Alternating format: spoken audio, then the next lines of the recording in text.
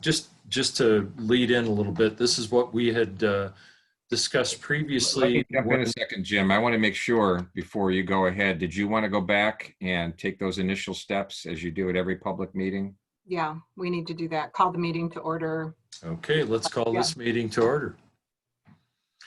And I love the flag, and we're going to do that pledge again.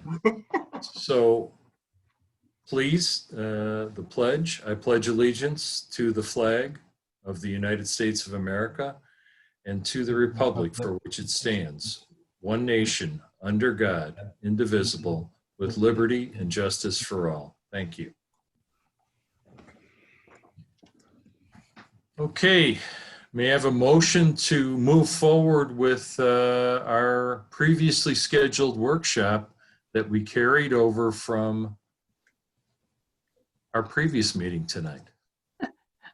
I move that we continue with our future planning discussion items. Okay, is there support? I support that. Thank you. Julie? Ms. Burchart? Yes. Mr. Bucky? Yes. Mr. Dracos? Yes. Ms. McQuiston? Yes. Mr. Singer? Yes. Mr. Taylor? Yes. Mr. Weedman?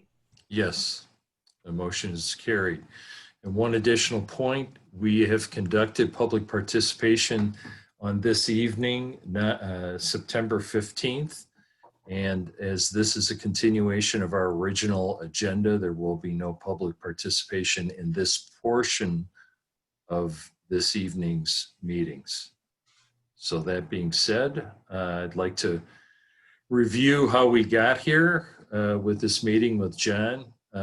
When we were talking about hiring search firms, one of the things that John shared with us as a feature, along with the many other features of using John for the search, was that John would take us through a workshop that would enable us to kind of reset the agenda with the board and superintendent roles and re-clarify those roles so we have a starting point for moving forward with Ben.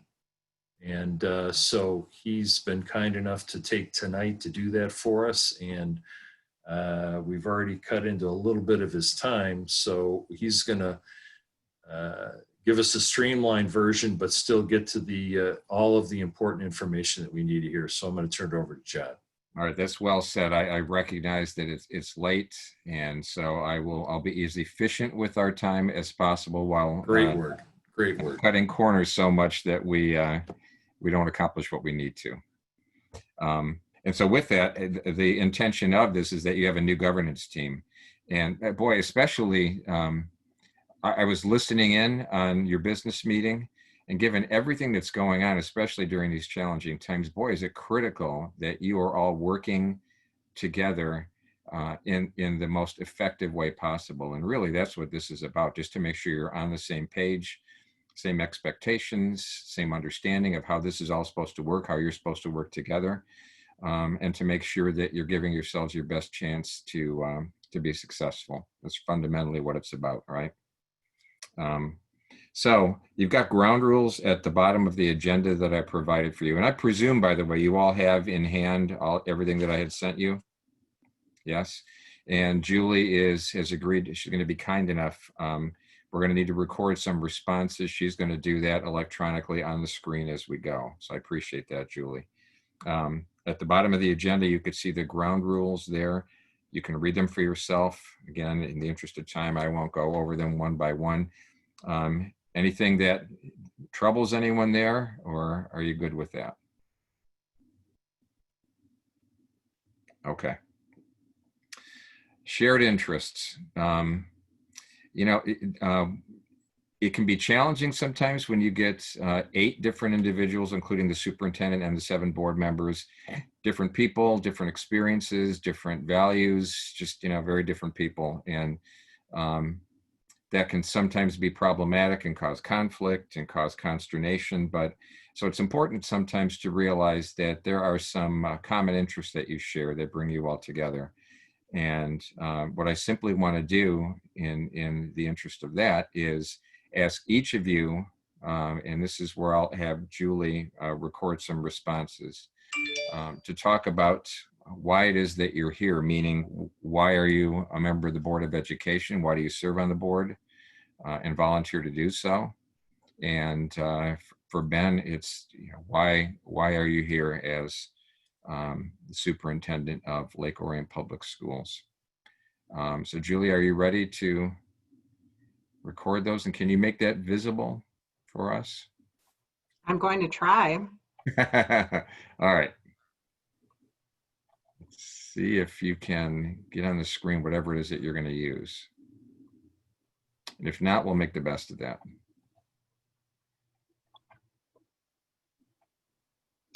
Boom. There you go. I had full confidence in you, Julie. So Thanks. you're welcome. So when it comes to shared interest, and again, the kind of the fundamental question, why are you here? Why do you put yourselves through, you just got through a meeting that was difficult at times, right? And you're dealing with some challenging experiences. Why do you do this fundamentally? And that's open to anybody. I'm not sure what the right way is to kind of have people weigh in electronically like this. But I would invite people just to speak up. I would lead it off and say it's the most important thing that happens in a community. And it's a way to ensure that it's done correctly.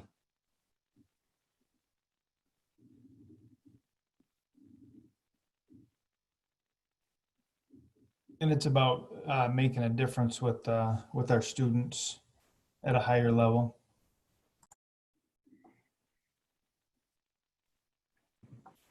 I'd pick up on Jim's done correctly. One of the things done correctly for me is paying attention to the immediate term with an eye toward the long term, making sure that whatever we're doing is sustainable. That's part of what I would take done correctly to mean for me.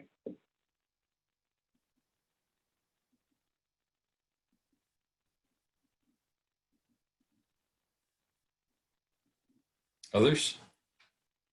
For me, it's being a finance person. It's a fundamental building block of society and the economy.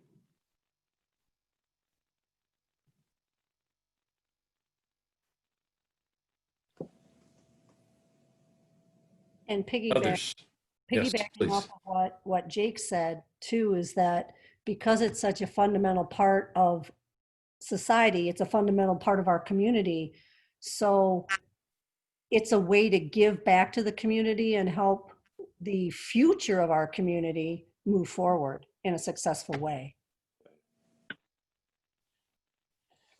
I think it's also about helping our stakeholders and our community understand the financing portion and how important they are and their confidence and votes are to fund us properly.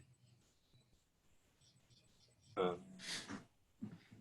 share thoughts and ideas.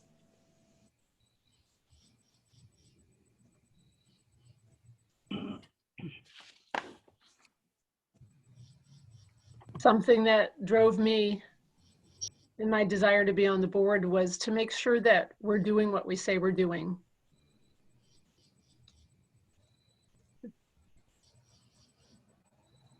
There's a huge accountability piece involved with being on the board. I'd I've like got- to I've got also, two- go I've ahead. got two, I was gonna say, I've got two words. I shared them with Ben before. I'm just gonna say, have fun. I do this because I enjoy it. Also would like to say to advocate for Lake Orion Community Schools as well as public education as a Okay. whole.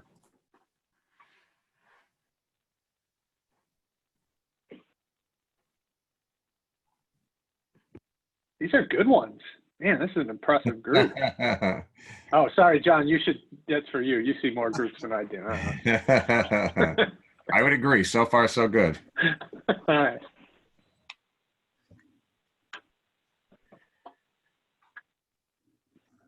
It's such a There's great, It's such a great group, Nate. Why are you leaving it?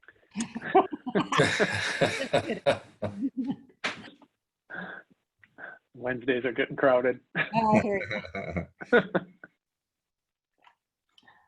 Part of the reason we have it up on the screen, normally we'd be doing this face-to-face. I wish we could. I'd be using chart paper and have everything visible, but so that you recognize what's already been said and see if there's anything that you may want to add to it. So I want to leave enough wait time to give you that chance, but not jump in so quickly and stop you that you haven't been able to share all of your responses.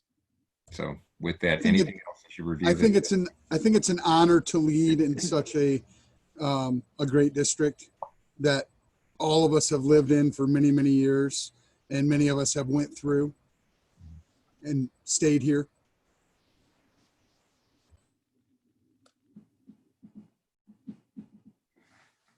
And another thing for me, why I'm here, why I was here before and I'm here again, is I still, even without children of my own in the district, I still care about all of the students in this district. I mean, that's really the sum total.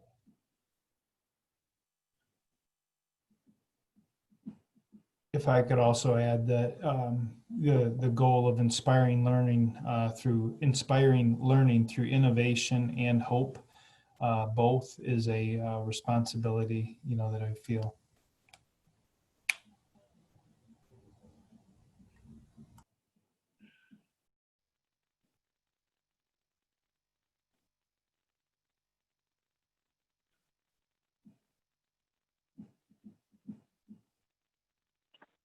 Yeah, there's one I probably wouldn't have thought of before being on the board, and probably also in the current times. And John, you mentioned it a little bit in our opening remarks. I think having the chance to demonstrate how to have constructive conversation and discussion in civil society is something that boards have a chance to do, and I think this board has done a great chance of. And candidly, we need more of that, where people with different ideas are able to come over and have good conversations and move forward with it. And I think that's certainly been an important piece as of late.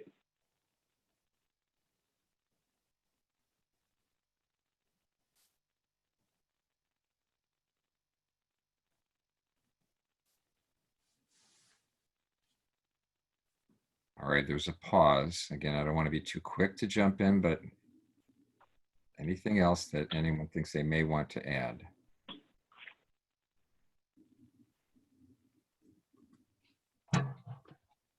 So what I want to ask is this. I want to ask you to review what you see here. I want to give you a minute to do that. Just one more time, look it over from start to finish. And part of the question is going to be at the end, is there anything here that you might take issue with or that you would disagree with?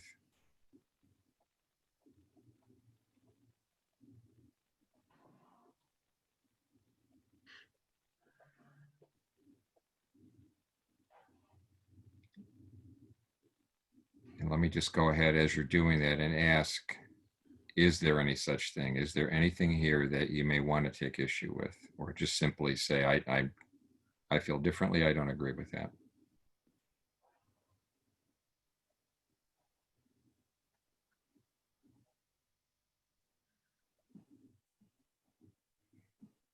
Not hearing anything? I have Go ahead, Mary Jo. the first bullet point, the most important thing that happens in the community and a way to make sure it's done correctly. Having it done correctly can mean different things to different people. So I don't know if there's I don't know. I agree with the first part of it. I guess the second part of it, not that I disagree that it needs to be done correctly, but coming to a consensus about what is correct is a little bit more difficult to put your finger on, I guess. What if you were to change that last word to make sure it's done well, make sure it's done successfully, something else that might? Yeah, I think that for me, that would be more comfortable because it almost implies that it hasn't been done correctly before. And it kind of gives a little bit of a negative connotation in my reading of it, just seeing it here on the page. So I gave you a couple of examples. What would you want to replace correctly with? Done well.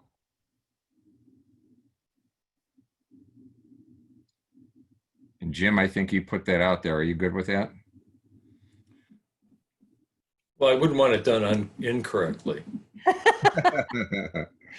True. That's fine. Okay. Appreciate that, Mary Jo. Anything else? So John, when you ask this question of us in the context of reviewing this, and this is something we take issue with per se, that's not exactly how you said it, but are you looking at it from our personal perspective on it, or is this what, or tell me more about why you're asking this? Like, because if I hesitate with the have fun on it, because I wouldn't want people to think this is just a barrel of laughs. I mean, I enjoy being on the board, but there's times when it's not fun.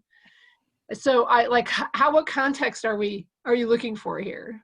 It's personal. It is. This is just for you. This is not something you're going to publish and say, here are our shared interests at all. And fundamentally, the intent of this is to help illustrate the point that, again, you're 8 very different people in very many ways, and yet fundamentally you share some common interest, and it's really important that you keep sight of that. So when you look at this list and think that these are interests that we all share, and have fun, you know, if from your perspective, Birgit, maybe it's, you know, you don't want to have fun all the time, but recognize that you still want to enjoy yourselves in the process of doing difficult work, perhaps. You might say it differently, but if you feel like you would agree with it from that perspective, you know, again, here's a list of how many things, 12, 13, I didn't count them, but, and there may be more if we wanted to take more time to really stop and think about it, but there are a lot of things, a lot of interests that you share commonly, even though, again, you're very different people and may see things in some respects very differently. It's just critical, I think, in order to do this difficult work together, where there will be opportunities where you disagree, to recognize that fundamentally, in terms of that basic question of why we are all here together and doing what we do, there are a lot of things that you share in common. And I think that it's important to come back to that at times, especially during some really difficult times when there may be some disagreement. Does that make sense? Okay, so with that, I don't know that there's anything to add to it. And again, this was just to kind of illustrate that point before we jump into the next portion of the agenda. All right. And I am, by the way, just so you know, I do want to make a point. I would be more deliberate about some of these things. I am going to try to be, again, efficient with our time. Just know that. Normally, we would take more time probably at every step, but I'm going to try to strike that balance of moving along fairly quickly without cheating the process. So are we good with this portion? All right. Good. So state of district governance. And again, this is a time when I simply want to get your feedback. And Julie, again, this is a time when I'm going to ask you to record responses. And the first question is in terms of how you all operate together as an 8-person governance team, superintendent and 7 board members. And you're relatively new in doing this together, I understand. But the question is, even with a kind of a short experience to cite, what's your take on how you are operating together now? Good, bad, ugly, whatever it might be. How would you characterize it? And Julie, can you go ahead and pop that up on the screen as well, please? Excellent. I think we're doing it respectfully. And to add to Jim's, respectfully and in a careful manner in communicating to the public.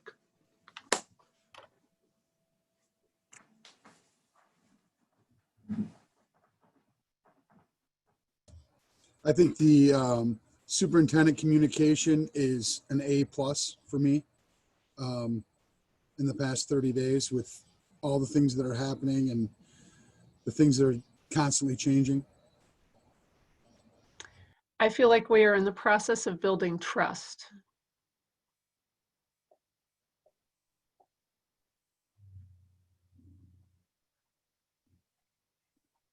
And I think we're taking a a methodical and careful approach to decisions.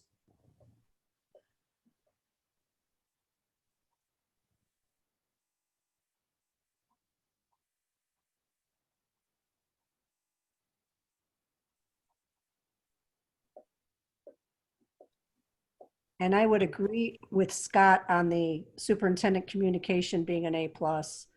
We get emails from Ben. I look at the time sometimes and I'm like, dude, it's 10 o'clock at night. Why are you emailing us?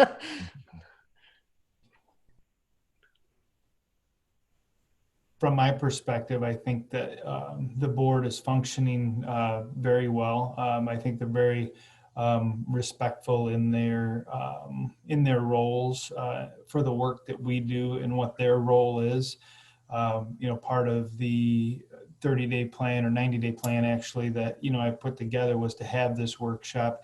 And I think it's important regardless of how high functioning we are or the board is at the time, but because we're adding a new member, I think myself, it's really important that we, work through and go where we are and get even better. But I think that I've been very impressed with the board overall as a group, as well as the individuals, as to understanding roles and responsibilities and being respectful of those. I think that that's been really good.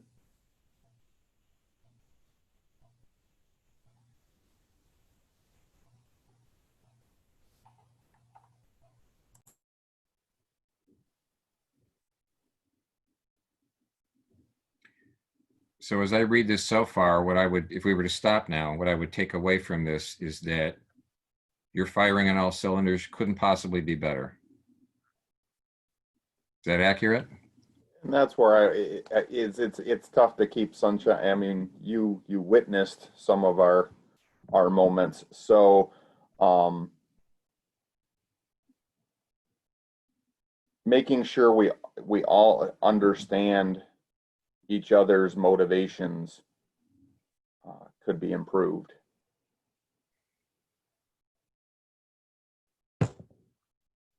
Can you elaborate on that, Jake? I'm not sure I understand what you're saying. I mean, like I said, I'll allude to what John said during the superintendent search process.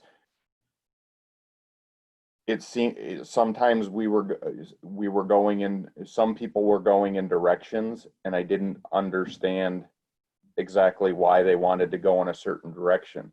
So I think, do we need to ask more? The person who doesn't understand needs to ask more questions. The person needs to provide a different explanation if people don't understand the initial explanation. But there was some clear dysfunction amongst us. So I was just building on John's theme that we're a very good board, but we're not perfect. Was it dysfunction or disagreement? At some point, I think we crossed the line to dysfunction, that we got close to just throwing our hands up and stopping instead of working through the issue. We got maybe we didn't cross the line of dysfunction, but we got real close.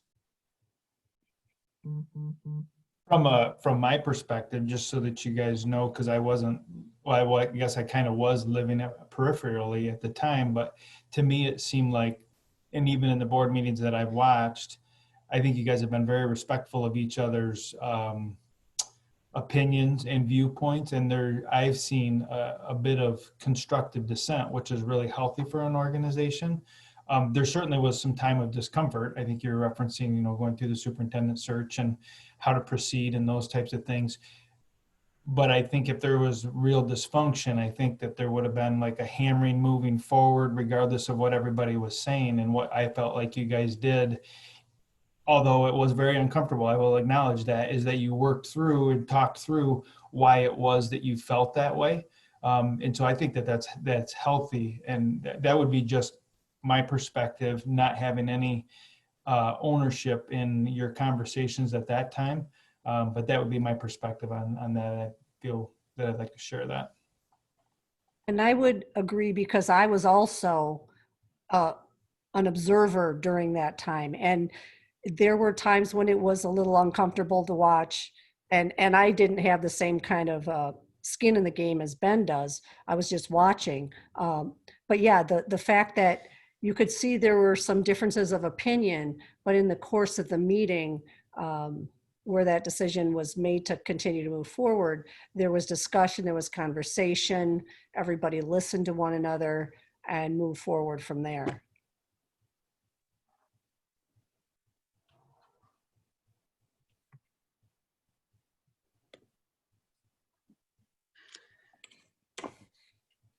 Also, I'd like to say just, and I know that, there's, been a number of decisions the board makes and whatnot, but, working with Jim and watching Jim as the board president, it feels like the roles that you guys as a board have, you understand those roles and you respect each other's roles. And so I think that that's really important too. And I think that was something that has been, very clear since I've been on this team, and, recognizing the work that this group has done, is that you acknowledge each other's roles and respect those. Maybe I can clarify it. To debate with respect, comma, advocate, and with well intentions, which I think we all did. Thank you.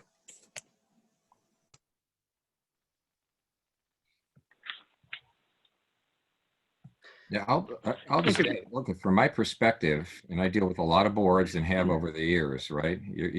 I think I would characterize you as a high functioning board, but you want to have very high expectations. I'm not looking at you to kind of rip on yourselves or one another by any means, but if there's any part of you working together where you feel like, well, there is some room for improvement, I would like to see us get better here or there, whatever it might be.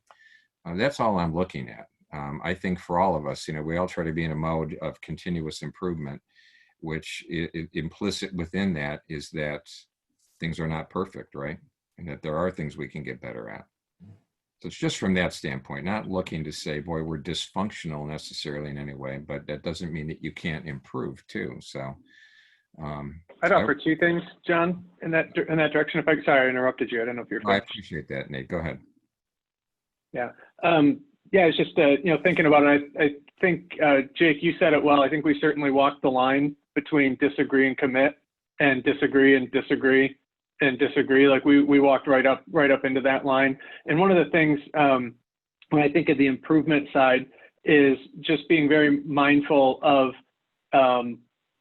when we're actually listening and learning from each other, and versus kind of getting entrenched and advocating for a position. And I'm not referencing any particular situation. That's just a global comment that, in anybody on a board or in any kind of role, making sure, and I think when I reflect on that in the context of this board, our opportunity to learn from each other, sometimes in our meetings, we move pretty fast through them and don't always give ourselves the chance to really hear what each other are thinking and why, so that we can learn from it and even let our positions evolve as we go through it. And we have seen that at our best, where we learn from each other. It's a smart group. We've got different perspectives, limited opportunities to talk with each other in it. And when we're at our best, I think we're doing that really, really well.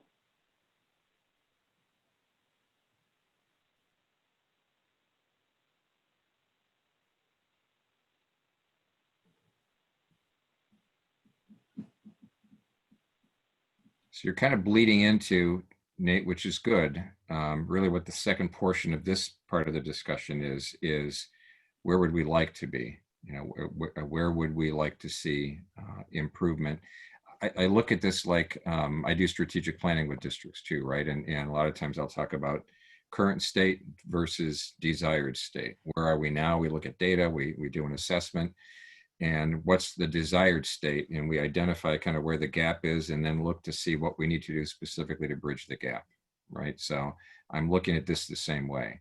You may be operating for the most part as a highly functioning board, but in terms of where we'd like to be, how can we get better? What are things that we want to see improvement on? one of those areas for me, and it's not really about improvement as much as it is like clarity. You know, I work to try to keep the board informed on the day-to-day operations and the plethora of things that are going on.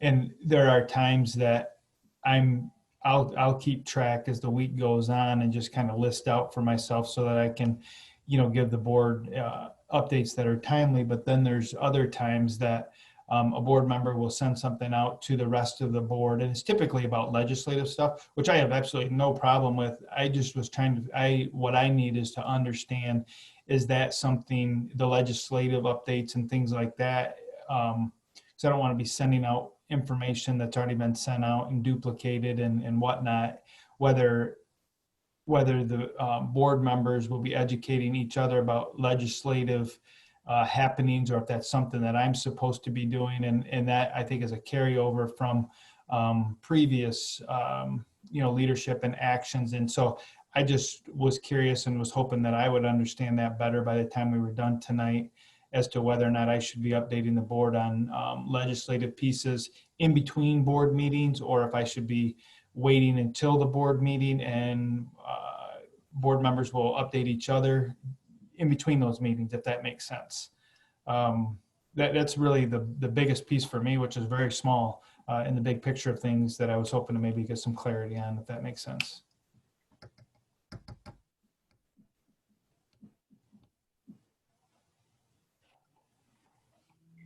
Do we want, John, just as a procedural, since that was sort of a question, is that something we'll come back to later, or do we address that now? We'll come back to it. I think in just to kind of keep things flowing as we want them to, and keep the train of thought going without being derailed. If we start to get into problem solving now, we could derail. So we can come back to that. I appreciate that. Thank you.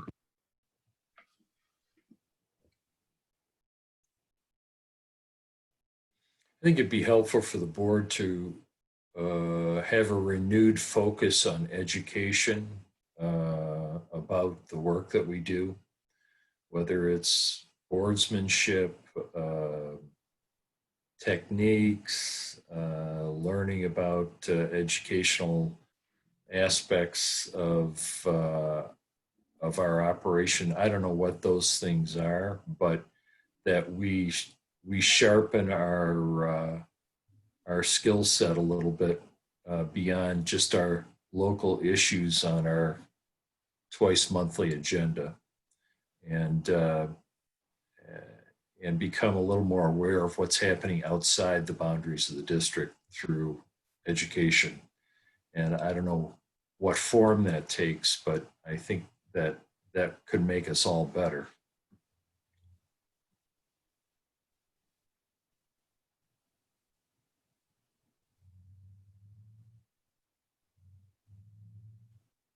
Jim, are you thinking in the direction of the way the board operates, or ideas related to the future of education and the highest sort of achievement, or a little bit of both? Or Yes to both. Yep. Cool. And just getting exposure outside the bounds of Lake Orion, getting to know what boards are doing elsewhere, what highly functioning boards do, what they, knowing more about the nuts and bolts of being a board member, those kinds of things. And those are ever changing. So even somebody who's been on the board for a while needs to circle back and refresh. And I think we'd all profit from something along those lines.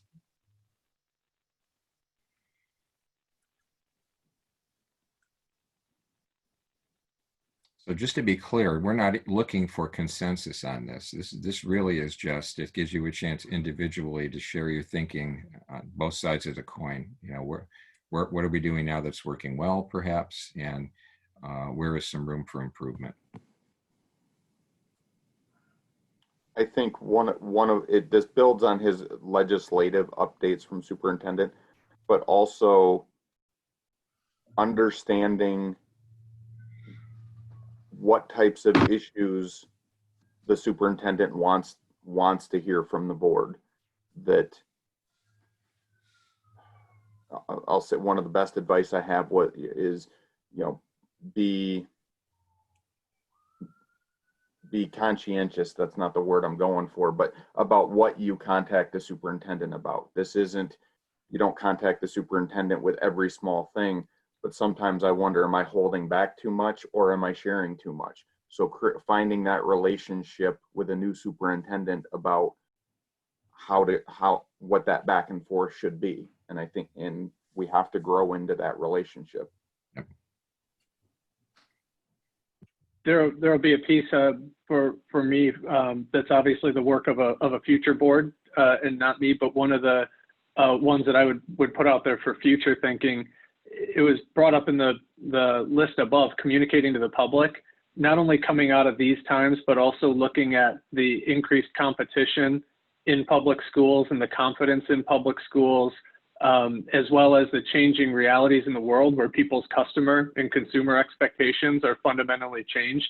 A board's role in evolving to say, how do we do that effectively and optimally is going to be really critical to public education, maintaining a real competitive presence in the market as the marquee service for educating students in America. And I'm not trying to sound overly dramatic on that, but I don't think we can underplay that either, that it's the best product out there and one that hasn't had to have a strong marketing function and sales function in the past, and people's customer expectations are changing.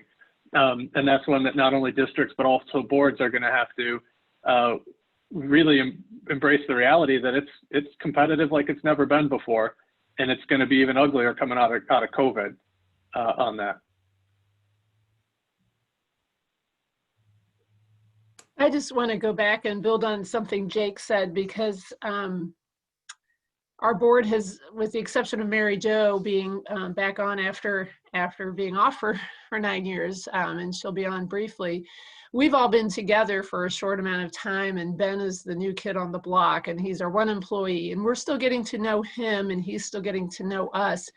And I appreciate this format that you're doing, John, because in all my time here and all my professional development, I've had classes and we've brought people in. Mary Kerwin's come and talked to us before about board roles and responsibilities. And we can talk about the lanes that the board's supposed to stay in and what the superintendent's responsibilities are. But what I really like about this is our interaction together with Ben. Jake just kind of said it for me. I don't know where I am with Ben. I don't know I know where I was with Marion and the things that how I would communicate with her, and I'm still learning with Ben, and I'm almost afraid to offend him. And do I tell him, just like Jake, we're still finding our way. It's a bit of a dance, right? We're all learning the movements, and maybe I step on his toes at times, maybe he steps on our toes, but I feel like we're in that process, and it's not a bad process. It just is, right? And we're going through it, and tonight you're our dance instructor, John, and I appreciate you being here. So I'm trying to, my mind hasn't gone to things like what Nate just said right now. I'm still focusing on literally the board superintendent relationship. Yeah, and to build on that even a little more is, I think we have to be willing to be candid with each other, and that's it, to you, Ben, that if you do see that we're doing something that's bothersome or could be improved, to spin it to a positive, please feel comfortable to let us know that. So it goes both ways, that if you want more from us or in a different style, that we all have to, as we talked about before, some people like email, some people like text, some people like phone calls, but we have to know what you like too.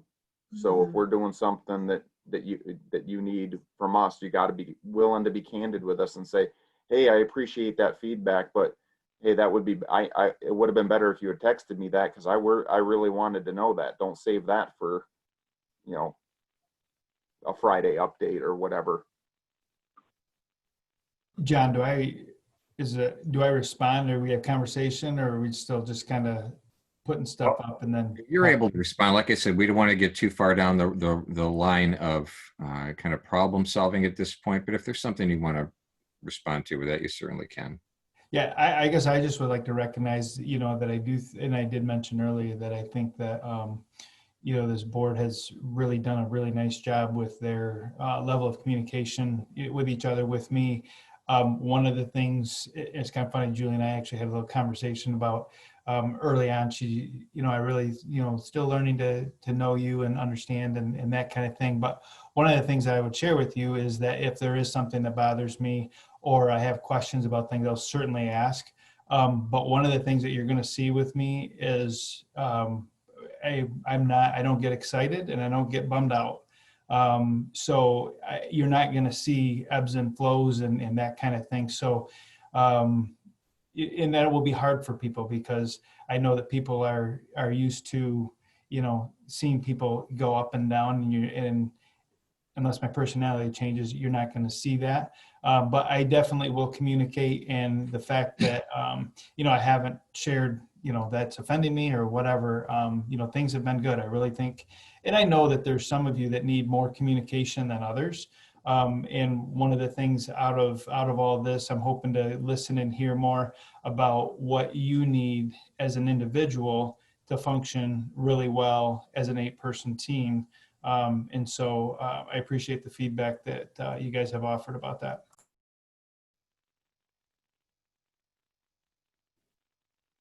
Yeah, and as somebody who's been on the board previously, I was there even before Marion, and you know, with each superintendent that I worked with on boards, that everybody, how we communicated with cabinet was slightly different. Not everything went straight through the superintendent. Some superintendents were okay with, you know what, you can just, if that's an issue for the HR person, you can go ahead. And other people wanted it to kind of sift through them, or at least that they would have a knowledge that communication is taking place. So I found something the other day that I thought could be helpful to Heidi in terms of the technology and all the stuff that's going on right now. And I typed it up with Heidi's name on it. You know, I'm going to put Ben on this too, because I want to make sure that I don't want him to think I'm circumventing him, that it would never be my intent. I also I'm trying to be sensitive to the fact that you also get inundated with tons of emails, and is this one that's important enough to have you have to look through in your inbox? So for me, even, you know, now it was a little bit of a, how should I handle this?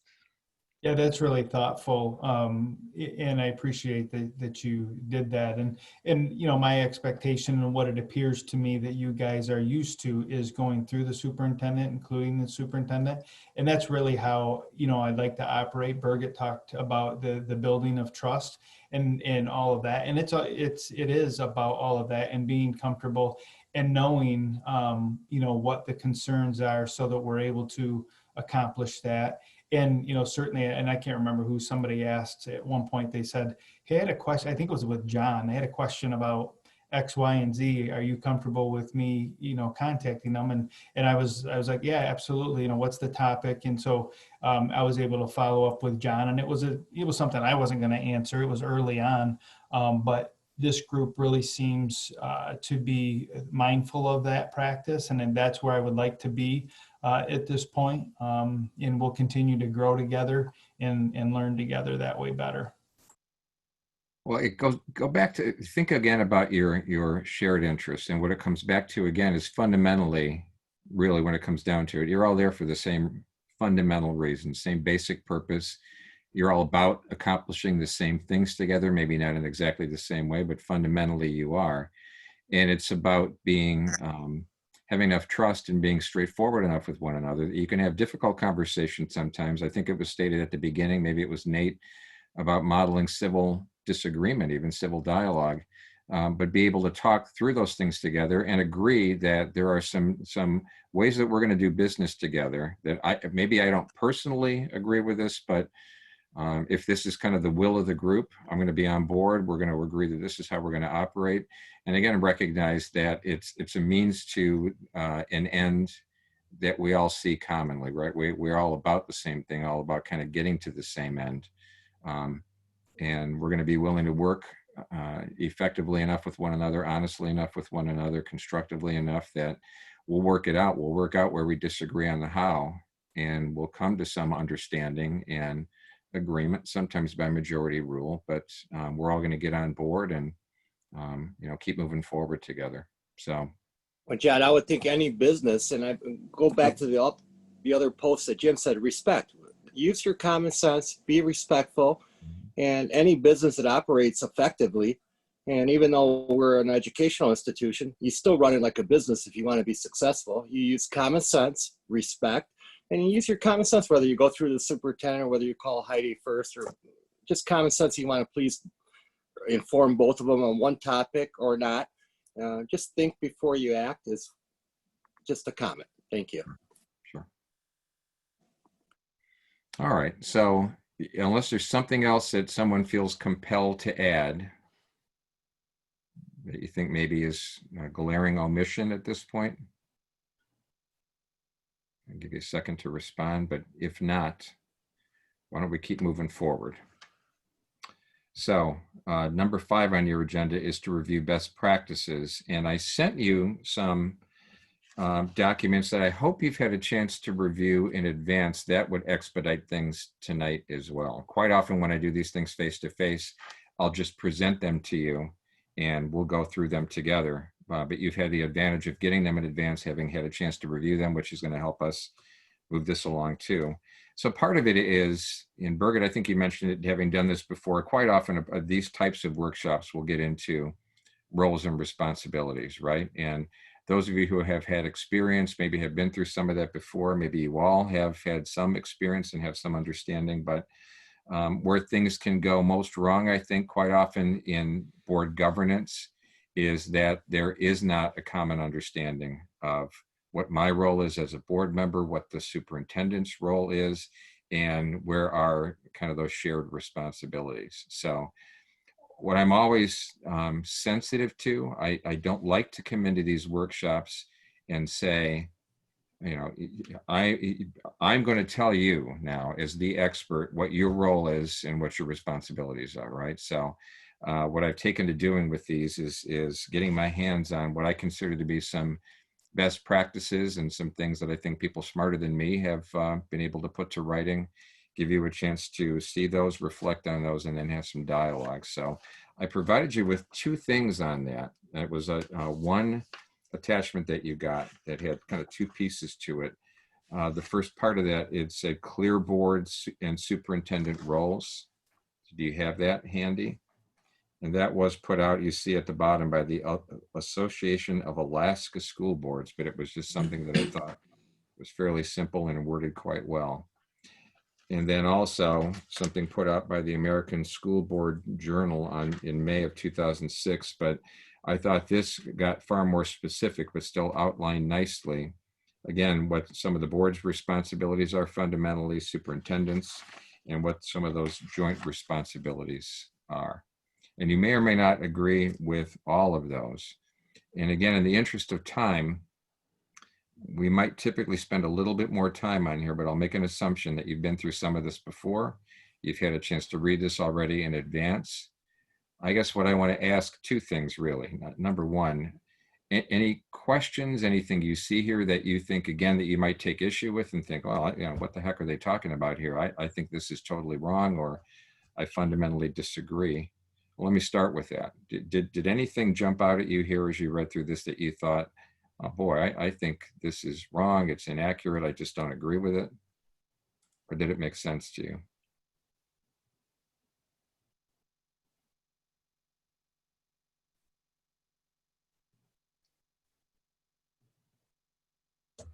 Are we just talking about these 2, or are we talking about? Just these 2, just the, Okay. the board and superintendent roles and responsibilities. I thought they were very clear and to the point and concise. They're familiar and they make sense. Okay. That's what I'm fishing for from both of you. I appreciate that. Can I ask you this question then too? And again, just to kind of simplify this. So fundamentally, you've done the work, you've read this and something that, again, comes from other places and clarifies roles and responsibilities. Without getting into great detail, if I were to ask you to just, summarize in a very simple way, if somebody on the street, suppose one of your constituents came to you and said, explain to me the difference. What are the board's roles and responsibilities versus the superintendent's? How could you, in a very concise way, answer that question? Board's job is governance. The superintendent's job is day-to-day operations. I heard that in an interview recently. I don't know. Yeah. I got her that job.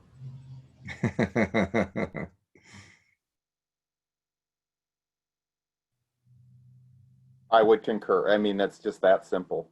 The superintendent runs the district, and the board is to provide, community vision into the process. Okay.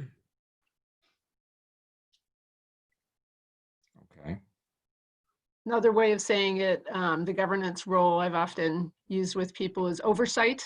I commonly let people know that we don't get involved in the day-to-day operations, like Mary Jo just said. That is not our lane.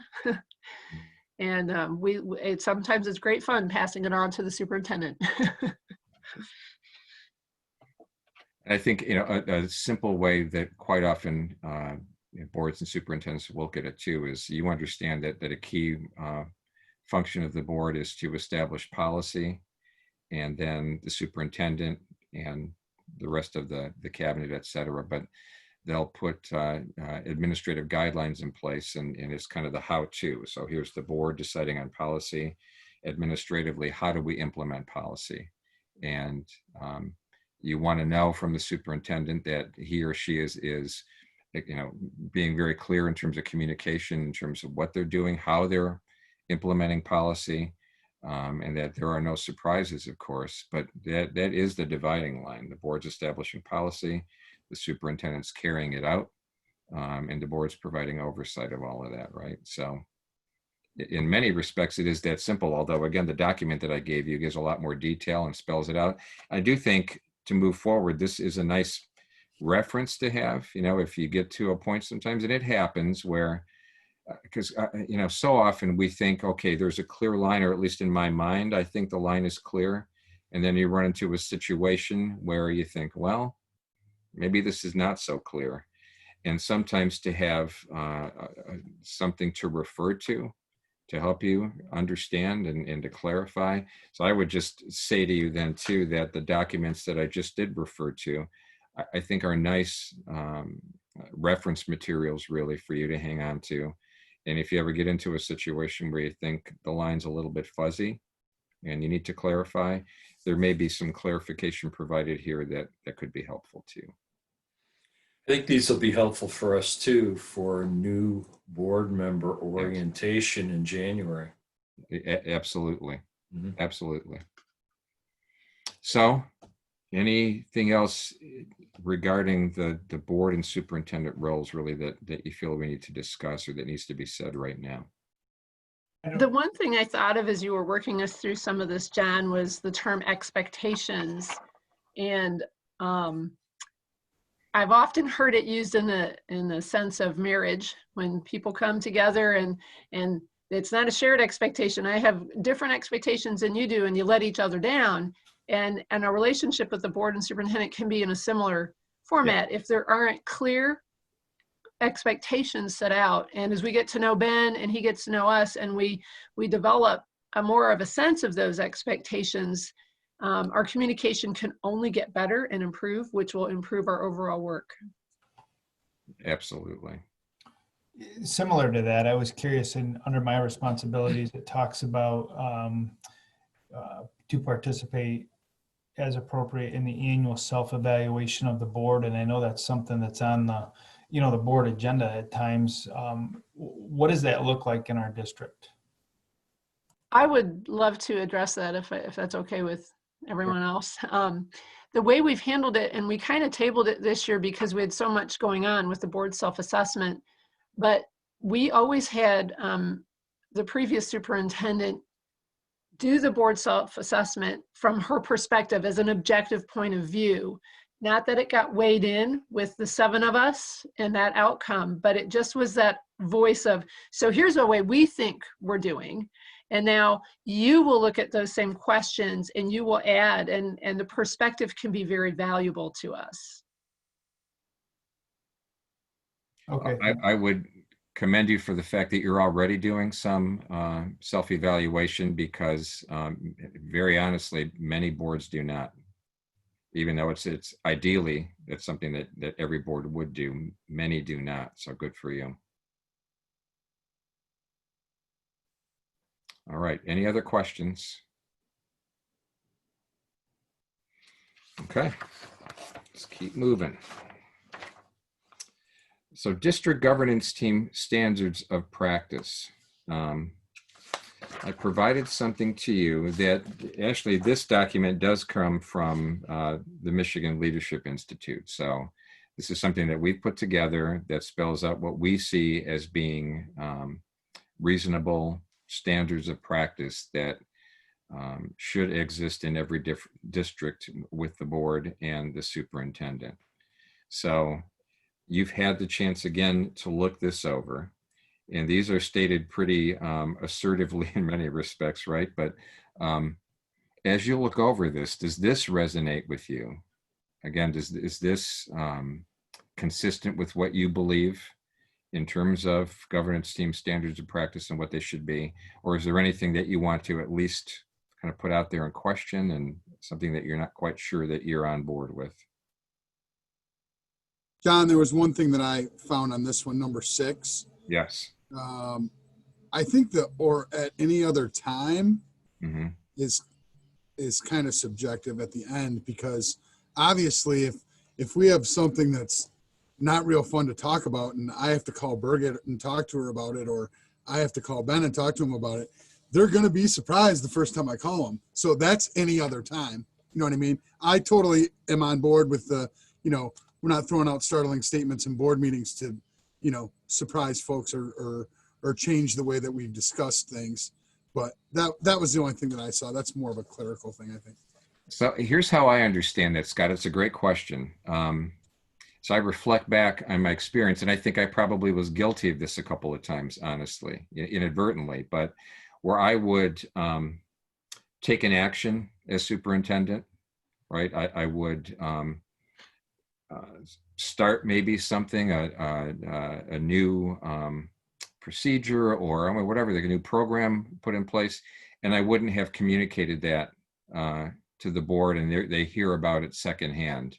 So that you're not talking about now something that happens at a public meeting, but now I've done something as superintendent and put something in place that by rights I should have been smart enough to communicate with the board first, give you a heads up before parents hear it, staff members hear it, right? And now you're hearing it secondhand from a community member, a parent, a staff member, and you're thinking, what? We're doing what as a district? Why didn't I hear about this? That shouldn't happen. All right, don't change it. Don't change it. Does that make sense? Yeah? I can help with an example right here in Lake Orion. Some years ago, there was an attempt to pilot a tablet program in the middle school, and it never came to the board. And I had a middle schooler at the time, and I was sitting there, and I had people walk up to me and ask me about the pilot program, and it was being made available for purchase. And they were saying, well, what's going on with this? And I said, I don't know. This is the first time I heard about it. And that could be an example, I think, of what you're referring to here. Yeah. And I think, flipping that, let's say a board member decides with the best of intentions, boy, here's something that we've been talking about. It really would help if we put some people together and started to have some dialogue about this. And I'm going to put this committee together to discuss this, with 3 board members, and the wheels are in motion. Suddenly the superintendent hears secondhand really? You know, the board is establishing a committee and I didn't hear about this. So, I mean, it goes both ways. It's both at a Absolutely. meeting, of course, but it's in your actions as you're going about fulfilling your roles that, and it's easy to happen inadvertently sometimes. I think in the vast majority of cases, when that rule is violated, it's done inadvertently. You know, it's busy people are doing the best they can, and you kind of forget sometimes. But you want to recognize and remember that as much as you can, how critical it is that you are not surprising your colleagues, your superintendent, et cetera. So. Right, and another piece of that would be if I'm calling, which I do, you know, with board members, and kind of giving them a heads up, and you know, thinking about, you know, we could be looking at opening up early, just using that as an example, and kind of confiding in the board and kind of gauging. Like, I don't want to hear in a meeting with an employee group that they've talked to a board member about the conversation that we had. Right. Because that becomes a surprise to me, because that's a confidential, you know, there's a reason I called and not sent an email, you know, and so, you know, that would be an example from my perspective that would be problematic. Right. So that's something that you want to be mindful of as you go about, you know, fulfilling your roles and responsibilities. And I think that probably applies to everything that you see here. And again, we're all imperfect people and we make mistakes here and again, but if they're simple mistakes, you know, inadvertent things, we're not disregarding kind of how we're agreeing that we're going to do business together, then it's understandable. If I may interject something along the lines of how we're doing, and we're in the process of building trust, your number 5 on here, communication from the superintendent to one board member goes to all board members. Ben is actively implementing this, and it's rather refreshing.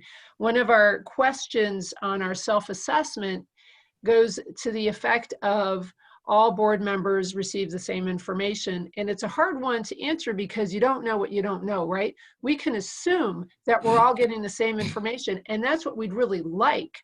But that takes trust. And when we see Ben doing that, or the superintendent, who's Ben right now, that starts building trust in all of us. When Ben says, I got this question from a board member, I'm going to give everybody the answer, we start feeling comfortable that Ben's going to share with all of us, and we start building that respect, and that board team governance just gets stronger. And that's the power of effective school boards, is that functioning together, that trust. Yeah. Absolutely. You know, and it's not only critical that you trust one another, and partly in the way that you just described, Birgit, but that you also trust one another, and this has come up before, that you trust that you're able to disagree with one another, but be able to do it respectfully and have kind of civil dialogue to kind of talk it through. Trust that once you've gone through that process, the board will come to some agreement, or you'll come to some understanding collectively, and that you'll all go forward from there and you know, on the same page, et cetera. But it does take a high level of trust. And if you're not actively working to make sure that that happens, you really can't operate highly effectively as a collective group. You just can't. One thing that just came to mind, because I'll still play the new guy card, because Mary Jo has, you know, 12 years in on me, even if it's not with this group. But I think that to be mindful of, once we hit January 1st, it will be a different board, and they've never been a part of this conversation. So we might need to repeat this. And the 5 of us, or possibly 5 of us who are still here, need to be as engaged as we are in this discussion. Because I will say, as the most recent person to be added, it was, and having and I was a person who followed along, and I knew most of you. It was, hey, it'll be fine. But even I had to find my way. And I think if we're going to have a strong board and a strong governance group of 8, we're going to have to be very mindful that when new people are brought in, we don't just assume that it'll be okay. We got several people who've been here before. So that's something for us it came to mind, so I thought I should say it now. Absolutely. You're talking about establishing common expectations, and that's just fair to new people coming on so that they know what's expected of them. And it's more likely that they're going to be able to comply and do things in the way that is expected in Lake Orion on your governance team. Absolutely. Jake, that's a good point. I was actually thinking that when I was driving tonight. I thought, man, is this something we should be doing in January? And I think that, yes, we should do it now. And yes, we should do it in January, because I totally agree. I was the same new kid, because I came in the middle of the game. So there was nobody else that was new. So I appreciate that comment. And I think we should look into booking Mr. Silveri. Yeah, I think February. just having gone through it, I think we'd be mindful of do it in March or April, because in January, you're so new, you don't know what you know. Let them go to, the MASB, how to be a school board member 6-hour class. And a lot of this stuff gets covered because, they drill into you don't run the schools, some of these things you support, even if you didn't vote that way. You have to play along. You can't be, and some people in those classes will actually argue that point, and you're like, oh, good luck for their boards. But but I agree, we bring John back if that's what we as a board agree. Well, you're making a collective commitment, right? And you're doing it because you go back to shared interests. Fundamentally, you think about what's at stake, right? And why you're there. And that supersedes everything else. Fundamentally, one of the things I'll talk with new superintendents about that they have to recognize, and you all have to recognize it, is you can't make members of the Board of Education do anything. You can't make them conduct themselves in a certain way, right? Ben can't do that. You can't do that even with board colleagues. You can't make each other. So it comes back down to fundamentally trying to understand, look, we're all here for the same purpose. Fundamentally, we're all here for the same reasons. And it's a much higher purpose. It's a higher calling. And we're all going to be better served. And we're all going to eventually be able to accomplish what we're here to accomplish if we put those personal differences aside, come to agreement, understand we may not be totally in sync with what others want to do, but we're willing to come together, come to agreement, and move forward together. You're just far better off. So, and it takes work. It takes work, and it takes dialogue like this, frankly. So I appreciate that you're willing to do this too, by the way. Not all boards, even though we offer to all boards to do this with them after they hire the new superintendent, you might be surprised how often boards don't take advantage of the opportunity. So I'm glad you do and did. Anything else here on these standards of practice that you might question or take issue with? All right, let me quickly have you, the second part of that, and we won't do this in groups or anything else, we'll just do this together, but you see the form that says District Governance Team Standards of Practice at the top of School District Governance Discussion. And it gives various scenarios, A through H. You have that in front of you?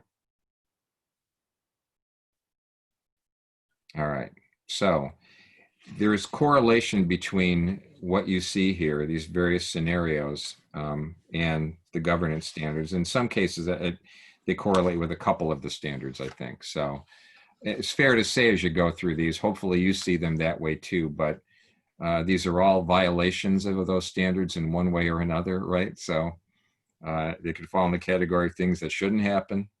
But as you look at this, we're just going to quickly, kind of fun, go through one at a time. So as you look at A, in a conversation with the superintendent, a board officer tells the superintendent to reassign a custodian friend of his to a day shift to accommodate his family situation.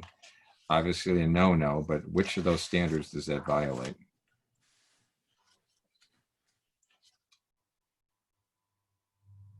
Number 4. Yes, sir. Yep. It's an example of, a board running afoul of that standard, but it's exactly right. No individual board member, and it's, it can be easy to forget that. Talk to various superintendents. I can tell you very honestly, I've experienced it where a board member loses sight of that, goes to the superintendent and says, I want you to do this, and kind of forgets that as an individual, you can make a request of the superintendent, right, for information, for whatever, but, or could we put something on the board agenda, et cetera. But to actually direct another employee, it's a no-no. So how about B, a newly elected board member requests that the assistant superintendent prepare a detailed report on staff discipline activities? Agree. Yes, thank you. Number 3, board members request district information only through the superintendent. Could be 1 as well. It doesn't as directly correlate, but only 1 school employee, the superintendent, reports to the board. I think 3 is closest to it, though. You're right. How about C, the superintendent compiles a report on transportation costs and sends it only to the board president and vice president? 5. Thank you. That's one we talked about. Communication from the soup goes to one board. That goes to one board member, goes to all board members. How about D, after a long discussion on a heated topic, 2 board members who voted on the minority side of an issue post a Facebook message on how they do not agree with the action that the board has taken?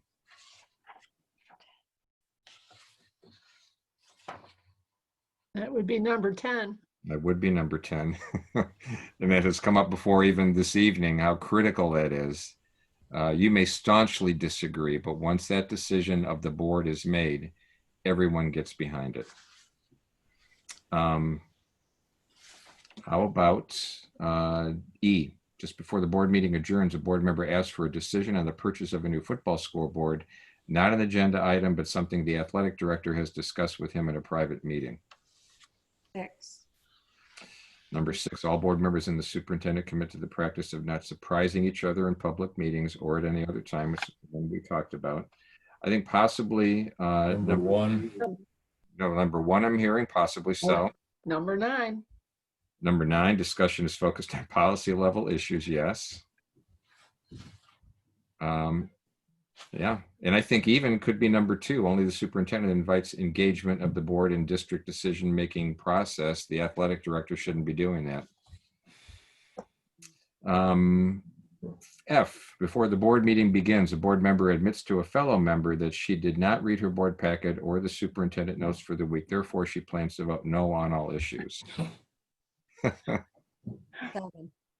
Glad you're laughing. That's a good sign. Which one? Seen that before. Number Many 7. times. Yeah. Vote against the consent agenda because I don't want to pay the bills this I don't want month. to pay the bills. Okay, how about G? The tennis coach addresses the board during public comment and asks the board to purchase new nets for the tennis courts at the high school. That's really a violation of Number 2. tennis coach. But yeah, it could be number 2. Only the superintendent invites engagement of the board. Could be number 9 too. Again, the discussion is focused on policy level issues, but pretty clear violation at any rate.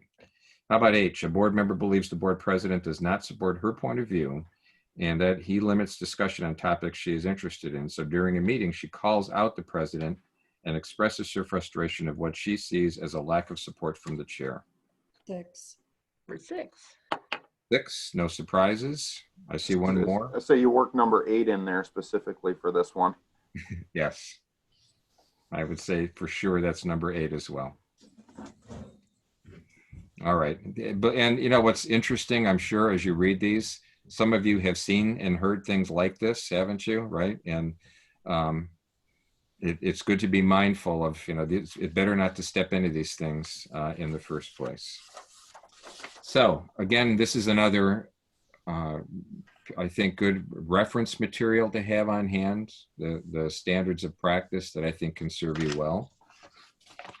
So let's move on to examples of governance team operating norms and standards of practice. So I gave you another document, yet another one, that I think has what I have found to be some really outstanding examples of governance team operating norms or standards of practice. Hopefully you've had a chance to review these as well. And these are the product of either various boards or organizations. One came from the Michigan Association of School Boards, but the others came from a couple of different boards. And I think it spells out really well what the kind of rules that they operate by, things that they've come to agreement on in terms of how are we going to agree that we're going to do our business together. So if you've had a chance to review those, I think it hopefully has sparked some thinking on your part and will serve you well as we take the next step, which is for you to establish as a group of 8 your own governance team operating norms and standards of practice. And of all the things that we're talking about and doing tonight, this I think is the most important, because this is spelling out what you're all saying. Here's what we're going to agree to in terms of how we're going to do our business together. And not only agreeing to tonight, but here's what we're going to commit to going forward. And to me, committing to means that you not only commit that you're going to be mindful of it and you're going to strive to operate in this way without fail, but you're also going to commit that if somebody's going astray, that you're going to come back to it and be willing enough to call each other out, not in an embarrassing way, not disrespectfully, but in a respectful way, to say, look, we've all agreed, here's how we're going to do our business together, and this doesn't really fit the bill. So having seen some, I think, really outstanding examples of that, and again, hopefully some of those stood out for you, and you could even, by the way, as we go through this, refer back to some of those and say, I like in, for example, the 7 signs of effective school board members that came from the American School Board Journal, which originally came from Maine. This is one I really think we need to have in place here. That's fine too. Julie, let me impose on you at this point to get up on the screen kind of a worksheet for us, or we can start to capture these.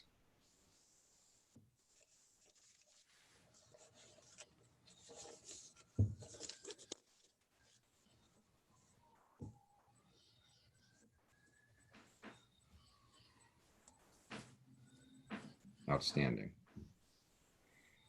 All right, we're going to end up by when we're done. Initially, I want to treat it like brainstorming. This is each of you individually saying, here's what I'd like us to include. Here's what I think is important. We'll go back at the end and see where there's consensus. We won't do that initially, right? So initially not striving for consensus. It's your opinion. You share what you think should be included. We'll include everything that's mentioned, and then we'll go back. Treating each other with respect. I think this should be easy, the things we've spoke about prior, but treating each other with respect would be one very important thing. Thank you.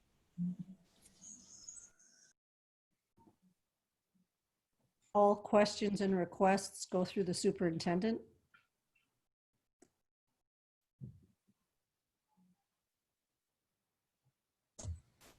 I like number 4 on the 7 signs of effective school board members, with the share and defend your views, but listen to the views of others and maybe add and learn from them.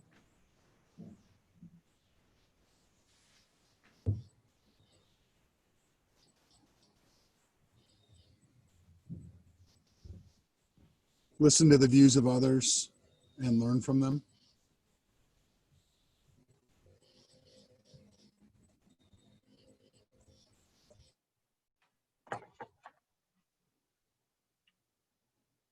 Julie, can you go back and change the after views, change that from and to but, please? Thank you.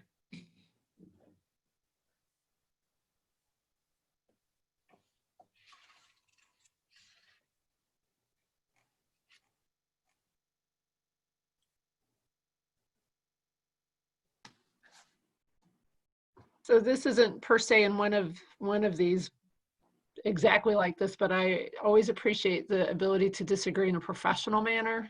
Mm-hmm. And John, these are very similar and yet different. In our board operating procedures, we have a code of ethics, and this is, I realize they're not exactly the same, but they do cross over a lot.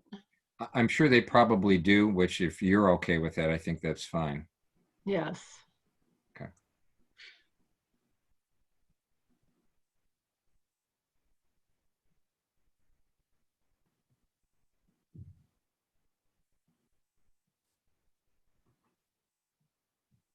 I would ask for no surprises in any direction. Mhm.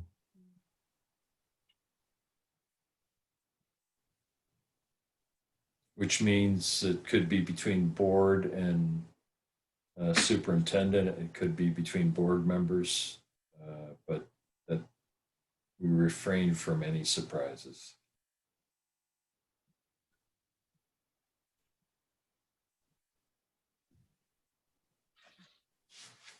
Maintaining confidentiality Mhm. as necessary or when appropriate.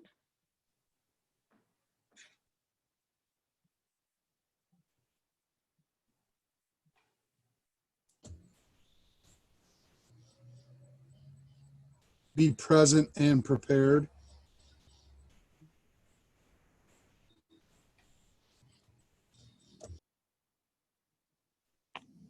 Respecting the Open Meetings Act, to be more careful.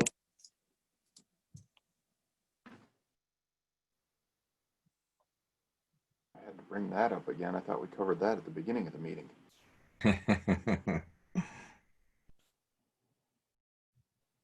I'm not sure how to articulate this, but this board is really good about asking the questions about agenda items, in advance if there are things that you're wondering about, rather than waiting at the board meeting for the first time and then us not being able to give you the information that you need to make a decision. But the board's really good about that. I think it's something that should continue as a standard of practice.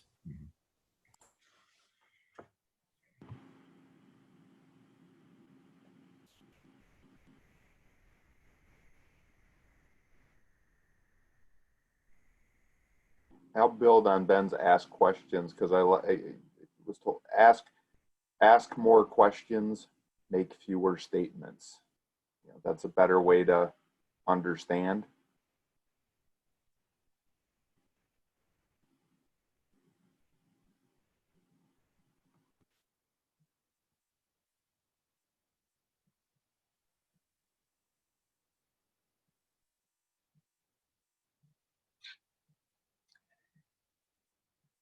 Jake, is that another way to, I'm not trying to change your wording, but you're kind of speaking to keeping an open mind?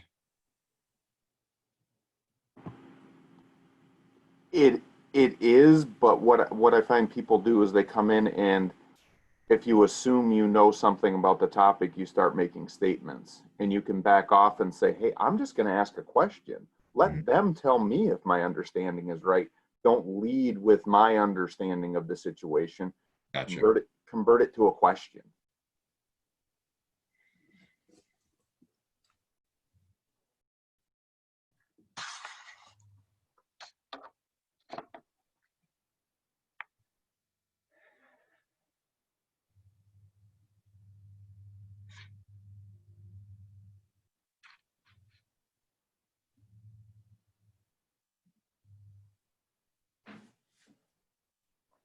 I think to say that is that requires you to do more listening. I think one of the things you had in here was do less talking, do more listening, and that's one of the ways you can force yourself into that by saying, "Oh, how do I turn this into a question?"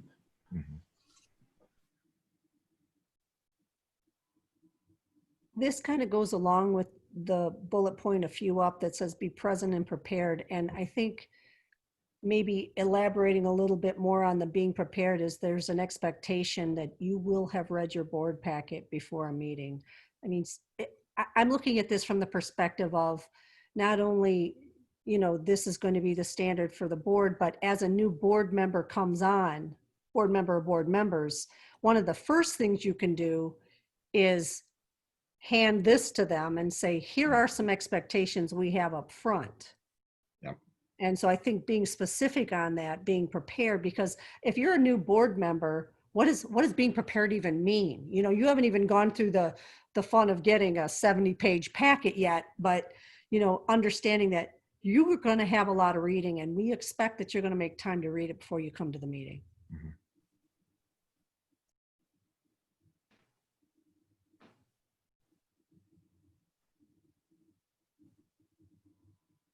And what part of me wants to add the word actively participate, even though that's kind of covered in virtually every one of these. Every one of these requires some kind of participation.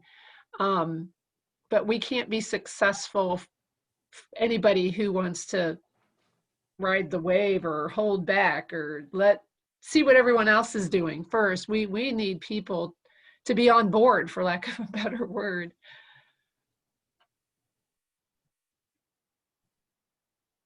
I think to say something about being an active participant, I think it goes beyond what's been said already. Even though I think you're right, it's reflected in some of it, but I think it's worth saying.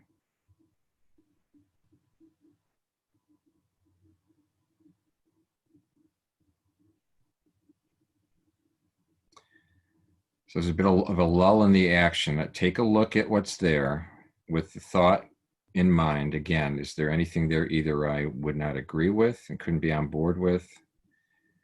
But also, is there anything that really needs to be said, that needs to be included, that perhaps we've overlooked? What about the keep learning aspect? Mm-hmm. And that's also another one that has could have a deep, profound meaning. It could be taking professional development. It could be learning from each other. It could be networking with other board members in the county and in the state. It's a pretty broad and deep topic, but we're all better when we all keep learning.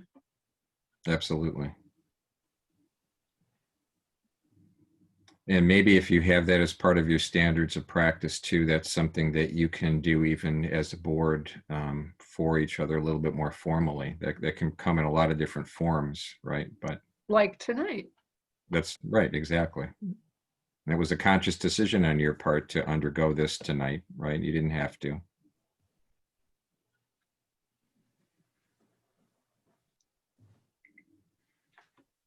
Anything else that comes to mind for now? It's not, by the way, of course, like either when we wrap this up, you can't possibly go back and revisit this and add to it, or of course you can, right? So, and that might even happen if you talk about coming back together again and including new board members, in the spring. Maybe that's an opportunity to come back and say, let's review these, and are there any changes we want to make? So if unless there's something else that someone wants to add, go back over these, take a look. Is there anything, can you agree with all of these, or is there something that you disagree with, or maybe just can't agree with it in its current form? Maybe you feel like it needs to be modified. If we can carry all these up, I think we'll be doing quite a good job. I do too. Yes?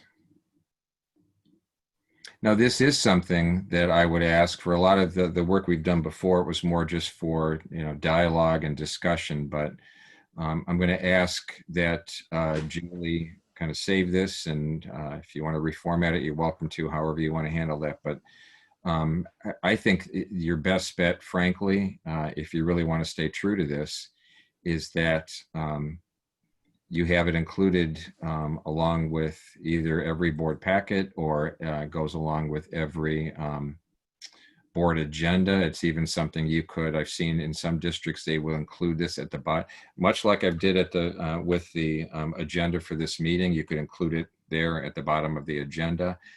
That's all up to you, and we don't have to decide that tonight. But if you want to be serious about it, mindful of it, and keep it in front of you, you want to think about how it is that you want to accomplish it, so that this isn't just something nice that we talked about, never to be seen or heard from again, and in which case it's rendered pretty meaningless. All right, so I'll leave the how in that regard up to you going forward.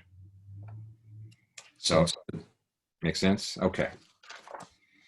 Then let's look at number 7, constructive communication. I did provide you one last handout that kind of goes under this agenda heading. And this is something that I stumbled across, and honestly, I used this in my last district. We've kind of personalized this and attached even specific, we made sure it fit our district and put it on the district website, but it sometimes can be a struggle. As board members, I know, people want to come up to you, for example, quite often. They want you to be problem solvers. They want to say, well, here's a concern I have. Sometimes people will go straight to the superintendent. It's nice to have something in place that spells out for you, here's how this works in our district. If you have a concern, we want you to go directly to the source of the problem and work your way through. And it's helpful at times if you can have this somewhere where people can see it, and helpful for you too if it's spelled out to the point where you can be mindful of it as well. So as you read through this, and I presume that you did this make sense to you? Yes? Okay, so It's good. I would suggest if you would find this to be helpful in terms of how it's spelled out here, that may not fit your district precisely. But you could go ahead and you could do this and have this mirrored for your district. Make sure that in each kind of subheading here, you have that specific chain of command that does fit your district. What I did in Waterford is we not only did that, but then we went ahead and as an attachment to this, any position that was included here, we then included contact information, listed the people who filled each of those roles, and included their contact information to make it really simple. Because a lot of times that would simplify it for people to understand that the best way to solve a problem is go to the source, right? And if you have any doubt as to who those people are, it's spelled out for you on the district website. It's a great idea. Yeah. I think that helps. One of the things that I won't say I fall into the trap, but when someone comes to me with an issue, in my role, I'm supposed to go to the superintendent, and I have to retrain myself. Say, oh, hold on, you're farther down the chain of command. If you want to say, go to a classroom teacher, go to the food service director, and it's I have to pause and say, oh, I shouldn't encourage people to take their issues up the way I would, that I have to go back to parent mode or community member mode and not board member mode. Well, what you're doing, by the way, is you're communicating that you have confidence in the people that work in your district. When you do that as a board member, or even when you do it as a superintendent, you're saying, I have confidence that if it's the concern is with the classroom teacher, that if you go to the classroom teacher, your concerns will be heard and addressed. Sometimes you'll hear, well, I already went to the classroom teacher. Okay, then you would go to the next person, which would be the principal, right? And I have confidence if you go to the, right?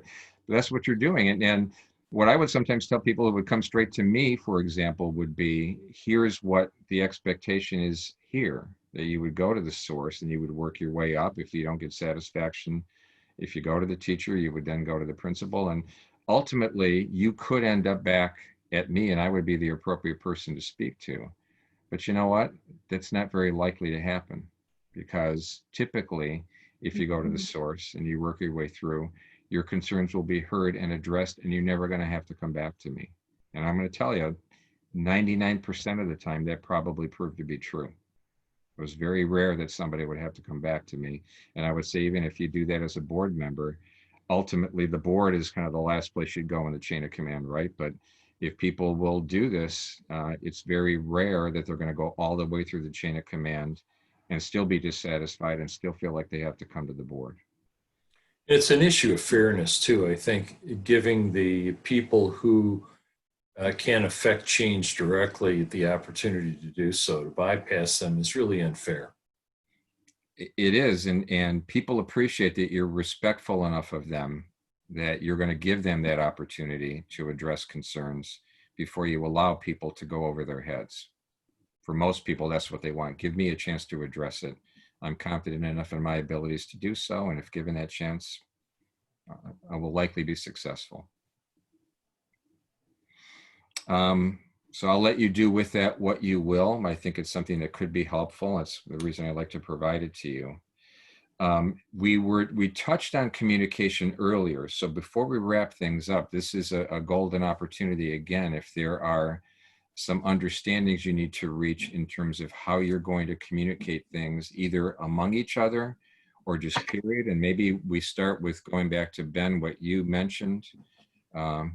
which was, and I think the example you gave was maybe a board member sharing a legislative update, and there may be being a lack of clarity in terms of, is that okay, or should those all come from one source?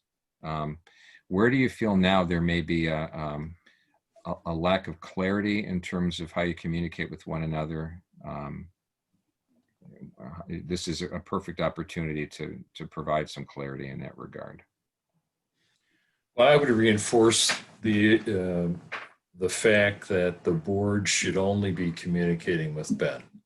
And in a community like Lake Orion, especially for longtime residents of Lake Orion, you develop relationships with people in the community and they happen to work in the district. And I think that's where we have to be very discerning in this role about discussing issues of the district.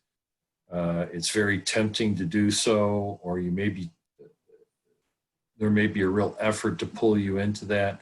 And I don't think that's fair to the process for us to do that.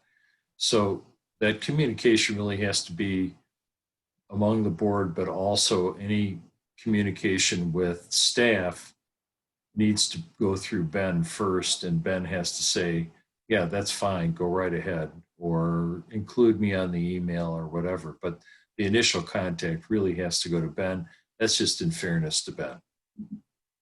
Hey, Jim, I think we're talking about like when Burgett sends us updates from the Oakland County School Board or legislative. I wasn't talking about like that, Scott. No, I think thought that's what Ben was talking about though before. I see. Yeah. So I thought totally John agree was with you. asking for something different. Yeah. No, you're both right. You are. Two minutes in one. I know, right? No, you are, because I'm asking broadly, where are there areas where we want to talk out loud now about, what do we all agree on in terms of how we're going to communicate together? At the same time, I did want to have a chance to go back to what Ben had raised before and make sure that's one of the things we clarify now. So Jim, you were just saying something else independent of that. I was moving on there. No, you were fine. Yeah. But so let me go back to that briefly and just say, are you all on board with that? Is there anybody who might take issue with what Jim said? Yes. Yeah. That But makes perfect sense. Just to understand though, that doesn't mean that if a employee we know, we have these and they come to us and they say, hey, this is my opinion about something, I'm still going to listen, and that's what but it's like, it's not mine to solve. If you're looking for a solution or a recommendation, that's not mine to offer. But I do appreciate you bringing a concern to my attention. And if it rose to a certain level, I would bring it to Ben's attention. If they were just looking to vent, then that's what we're here. I think we have to. I wasn't referring to that, Jake. I was referring to you have a question about something that's happening in a particular building and you'd like to get further information. So you phone up the principal and you say, hey, tell me about this. That's what I'm talking about. Okay. Yeah. It's basically our chain of command is what Jim's referring to when we do this. Oh yeah. That if I want information, I go to Ben. I don't go to anybody else. Yeah.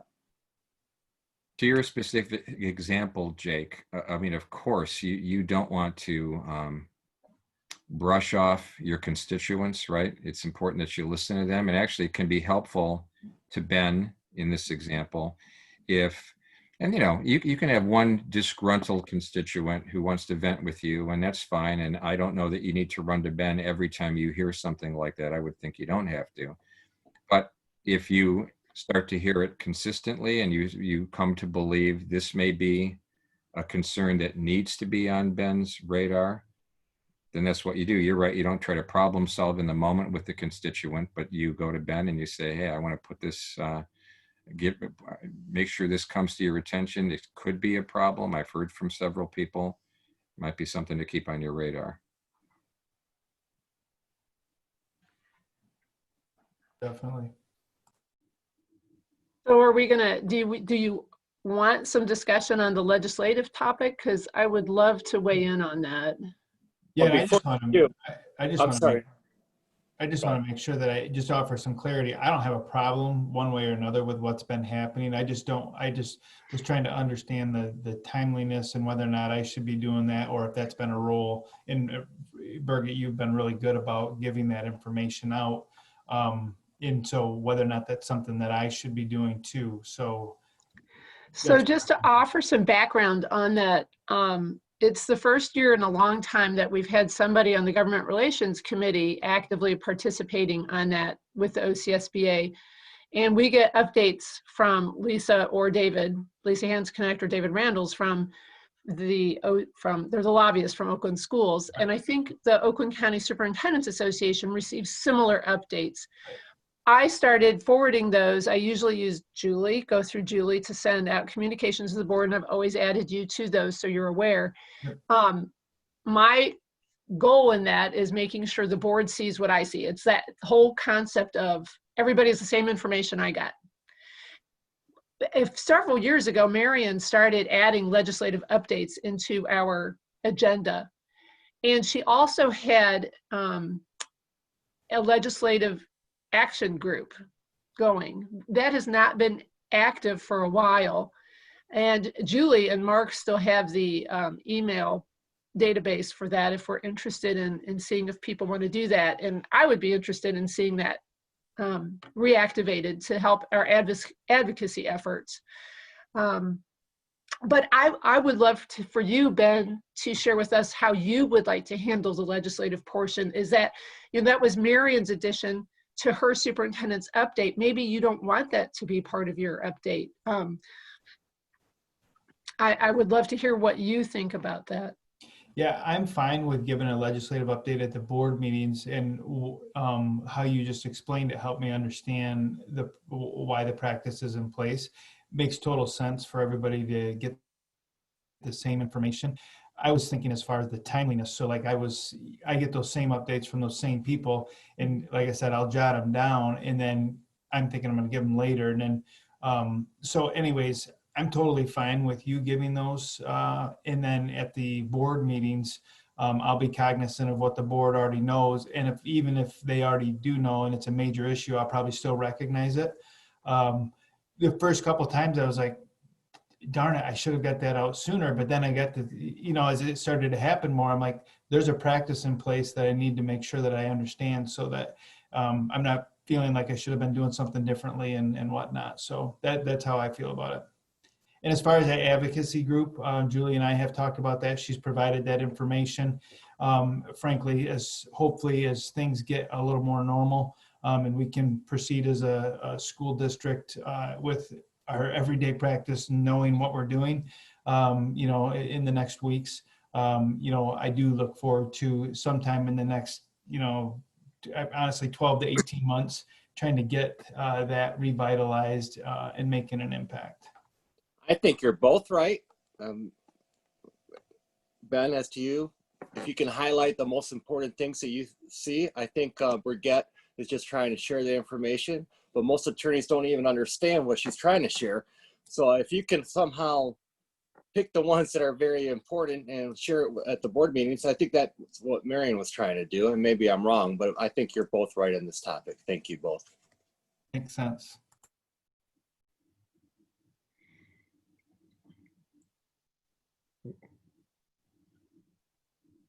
Jake, we're not hearing you.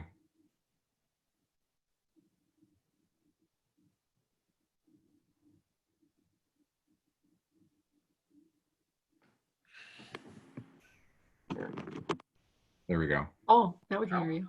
Yeah. Okay. I unplugged my headphones because sometimes the headphones just decide they don't want to work anymore. So the timeliness issue,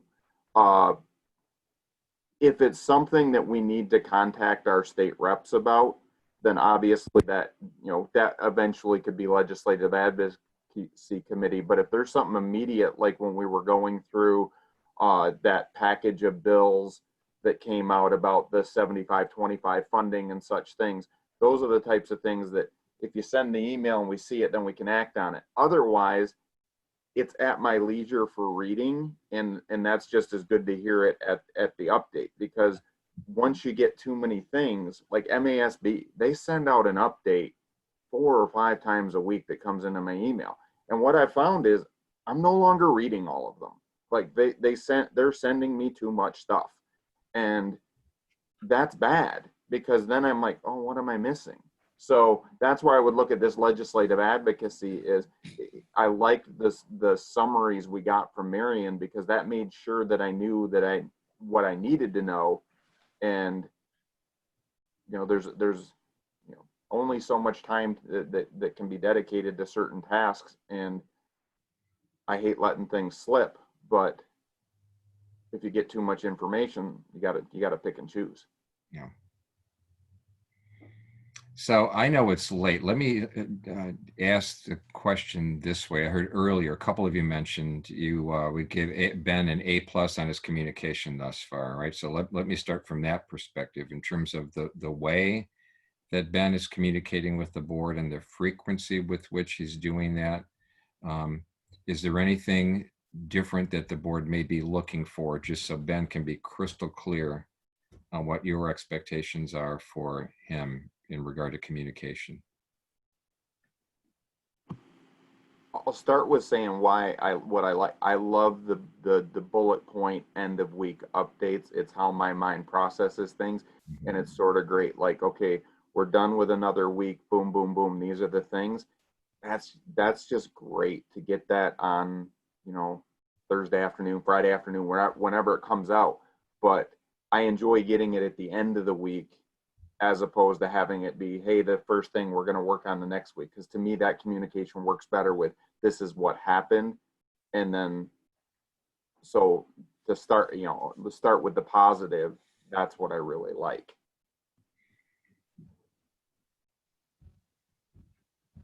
So hearing that you're happy with it thus far, again, just real quickly, ask the question again, anything that you would like him to do more of, less of, different?